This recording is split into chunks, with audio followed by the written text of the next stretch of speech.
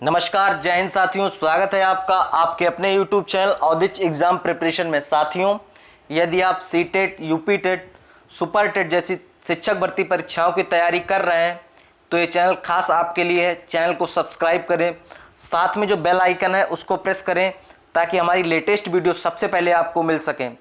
साथियों, आज मैं आपको बताने वाला हूँ कि बाल विकास होता क्या है, वृद्धि और विकास में क्या अंतर है। तो जानते हैं इस वीडियो के अंतर्गत, चलिए सीखते हैं। बाल विकास जो है वह दो शब्दों से मिलकर बना है, बाल और विकास। बाल विकास में बाल विकास दो शब्दों से मिलकर बना है, बाल और विकास। जो बाल होता है उसका अर्थ है बालक, बालक को इंगित करता है, साथ ही साथ उसकी अवस्थाओं को इंगित करता है। वहीं दूसरा जो विकास का शब्द है उसका अर्थ है परिवर्तन, विकास का अर्थ परिवर्तन है। तो यहीं से एक परिभाषा बनती है कि गर्भावस्था से लेकर 18 वर्ष तक बालकों में होने वाले परिवर्तन को हम बाल विकास की संज्ञा देते हैं। जैसे भी परिवर्तन हो, चाहे वो संवेगात्मक हो, संज्ञानात्मक हो, नैतिक हो, सारे के सारे परिवर्तन जो कि गर्भावस्था से लेकर 18 वर्ष तक आयु में बालक में होंगे, वे सारे के सारे बाल विकास के अंतर्गत आएंगे। अब साथियों, परिवर्तन को हम दो भागों में बांटकर पढ़ते हैं। पहला भाग है मात्रात्मक परिवर्तन और दूसरा है गुणात्मक परिवर्तन। तो मात्रात्मक परिवर्तन क्या होता है और गुणात्मक परिवर्तन क्या होता है, जानते हैं आगे, सीखते हैं आगे। तो मात्रात्मक परिवर्तन साथियों, मात्रात्मक परिवर्तन का हम मापन करते हैं क्योंकि ये हमको स्पष्ट दिखाई देते हैं। साथ ही साथ मात्रात्मक परिवर्तन का संबंध अभिवृद्धि तथा वृद्धि से होता है। कैसे? क्योंकि मात्रात्मक परिवर्तन को हम माप सकते हैं, उसको हम स्पष्ट दिखाई देता है, और अभिवृद्धि और वृद्धि का संबंध शारीरिक विकास से होता है, शारीरिक वृद्धि से होता है। बालक की जो शारीरिक वृद्धि होगी, जैसे बालक शैशवावस्था में होता है तो उसके दांतों की संख्या, और बाल्यावस्था में उसके दांतों की संख्या में परिवर्तन होता है, में वृद्धि होती है। वैसे ही उसकी लंबाई में जन्म से लेकर के एक निश्चित आयु तक ही लंबाई में वृद्धि होती है। तो ये सारी जो वृद्धियां हैं, ये सारी की सारी वृद्धियों का हम मापन कर सकते हैं, अवलोकन कर सकते हैं, स्पष्ट दिखाई देती हैं। तो ये सारी की सारी वृद्धि परिवर्तन हमारे मात्रात्मक परिवर्तन के अंतर्गत आएंगे। उम्मीद करते हैं आपको मात्रात्मक परिवर्तन समझ में आया। आगे और ही अच्छी तरीके से उदाहरण से समझाते हैं आपको, वीडियो के साथ बने रहिए। अब देखते हैं कि गुणात्मक परिवर्तन क्या होता है। तो गुणात्मक परिवर्तन बालक के अंतर्गत वह सारे के सारे परिवर्तन होंगे जिनका हम मापन ना कर सकें, ना तो हम मापन कर सकेंगे, साथ ही साथ वह आंतरिक होते हैं। अब जब मापन नहीं कर सकते हैं और आंतरिक होते हैं तो हम कह सकते हैं ऐसा, ये स्पष्ट दिखाई नहीं देते हैं। इसका संबंध जो होता है, देखिए, मात्रात्मक परिवर्तन का संबंध वृद्धि से है, अभिवृद्धि से है। वहीं गुणात्मक परिवर्तन का संबंध जो होता है वह विकास से होता है। गुणात्मक परिवर्तन का संबंध विकास से होता है। अब साथियों, आगे चल के मैं आपको बताऊंगा वृद्धि और विकास में क्या अंतर है। तो विकास और वृद्धि जो है एक ही सिक्के के दो पहलू हैं, परंतु हमारे मनोवैज्ञानिकों ने इसमें कुछ अंतर स्पष्ट किए हैं, जिसको मैं आपको विस्तार से बताता हूं। विकास जो है वह गर्भावस्था से लेकर के मृत्यु तक निरंतर चलने वाली प्रक्रिया है। कैसे? इसको एक एग्जाम्पल से सीखते हैं।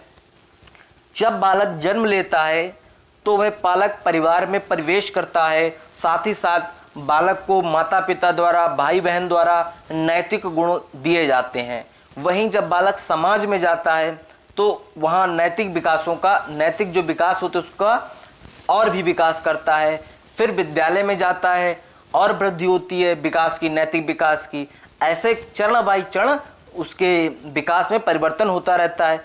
तो हम कह सकते हैं इसकी कोई निश्चित आयु नहीं है विकास की, क्योंकि ये गर्भावस्था से लेकर के जब वो जन्म लेता है तब से लेकर के जब वह मृत्यु तक उसके नैतिक विकास, चारित्रिक विकास, सामाजिक विकास, बौद्धिक विकास, मानसिक विकास, भाषाई विकास निरंतर चलते रहते हैं। तो विकास सदैव निरंतर चलने वाली प्रक्रिया है। याद रखिए, सीटेट में कभी पूछा जाए विकास निरंतर चलने वाली प्रक्रिया है।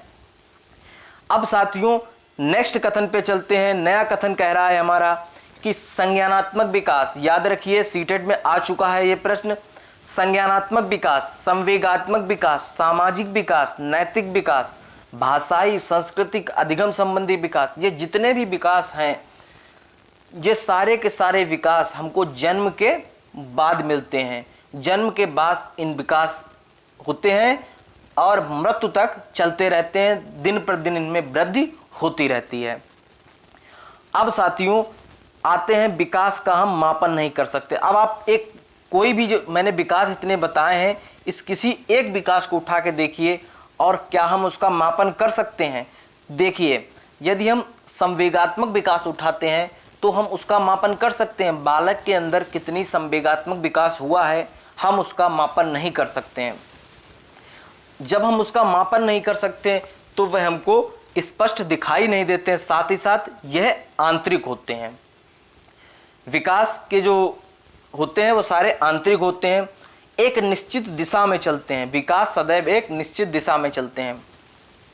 कैसे एक निश्चित दिशा में चलते हैं इसका मैंने अभी आपको नैतिक विकास से समझाया था कि शैशवावस्था से लेकर के परिवार में प्रवेश करता है, उसके बाद समाज में करता है, फिर वृद्धि होती है, फिर विद्यालय में जाता है, फिर उसके विकास में वृद्धि होती है, फिर वो धर्म व्यवसाय में जाता है, फिर वृद्धि होती है, फिर वो मीडिया में जाता है, फिर वृद्धि होती है। ऐसे ही करते करते एक निश्चित दिशा में विकास की होता है, परिवर्तन होता है। बालक का एक निश्चित दिशा में विकास होता है, परिवर्तन होता है।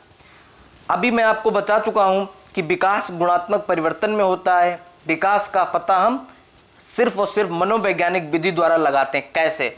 देखिए हरमन रोसा का स्याही धब्बा परीक्षण एक है जो बालक के व्यक्तित्व का परीक्षण करता है। ऐसे कई मनोवैज्ञानिकों ने बालक के विकास का परिवर्तन की जानने के लिए कई मनोवैज्ञानिक विधियों का प्रयोग किया। अब साथियों जानते हैं वृद्धि और अभिवृद्धि क्या होती है। एक बात याद कर लीजिए, जो वृद्धि है वही अभिवृद्धि है, दोनों ही एक चीजें हैं। प्रश्न आपसे चाहे वृद्धि से पूछा जाए चाहे अभिवृद्धि से पूछा जाए, आपको जवाब दोनों का एक ही देना होगा। वृद्धि और अभिवृद्धि दोनों एक ही होती हैं। अब आते हैं वृद्धि का संबंध मात्रात्मक परिवर्तन से होता है, वहीं विकास का संबंध हमने गुणात्मक परिवर्तन से बताया था, तो हम वृद्धि का संबंध मात्रात्मक परिवर्तन से बताते हैं। अब देखिए मात्रात्मक परिवर्तन में हम मापन करते थे तो वृद्धि का भी हम मापन कर सकते हैं। एक मोस्ट इंपॉर्टेंट बात है कि वृद्धि की एक निश्चित आयु होती है, एक निश्चित आयु बाद वृद्धि रुक जाती। कैसे रुक जाती है एक निश्चित आयु बाद वृद्धि? कि जब बालक जन्म लेता है तो उसके बाद उसकी लंबाई या दांतों का विकास या पसलियों का या हड्डियों का विकास एक निश्चित आयु तक होता है। जैसे कि शैशवावस्था में हड्डियों की संख्या कुछ और होती है, बाल्यावस्था में हड्डियों की संख्या कुछ और होती है। वहीं हम कह सकते हैं एक निश्चित आयु बाद वृद्धि रुक जाती है। विकास निश्चित आयु तक नहीं रुकता है, जन्म से लेकर के मृत्यु उपरांत ही विकास रुकता है। अब आते हैं ये बाह्य रूप से दिखाई देता है। अब शारीरिक जो वृद्धि होगी साथियों वह बाह्य रूप से तो हमको दिखाई देगी ही देगी, तो हम कह सकते हैं वृद्धि हमको बाह्य रूप से दिखाई देती है। और वृद्धि का संबंध जो है वह केवल शारीरिक परिवर्तन से होता है। मोस्ट इंपॉर्टेंट पॉइंट है। अब आते हैं वृद्धि का अवलोकन के द्वारा हम पता लगा सकते हैं। कैसे? देखिए शारीरिक जो वृद्धि है उसका तो हम अवलोकन कर ही सकते हैं ना, वो हमको स्पष्ट दिखाई दे रही है, उसका हम आकलन कर सकते हैं। अब आते हैं साथियों बाल विकास की कौन कौन सी अवस्थाएं होती हैं जानते हैं। देखिए मनोवैज्ञानिकों ने बाल विकास की मुख्यतः 3 अवस्थाएं बताई हैं। पहली अवस्था शैशवावस्था बताई है जो 0 से 6 वर्ष की है। वहीं दूसरी अवस्था जो बताई है वह बाल्यावस्था बताई है जिसकी आयु सीमा 6 से 12 वर्ष है। वहीं जो तीसरी और अंतिम अवस्था बाल विकास की बताई है वह किशोरावस्था बताई है जिसकी आयु सीमा 12 से 18 वर्ष है। साथियों यदि आप शैशवावस्था, बाल्यावस्था, किशोरावस्था को बहुत ही विस्तार से पढ़ना चाहते हैं तो डिस्क्रिप्शन में एक प्लेलिस्ट दी गई है CDP बाल विकास के नाम से।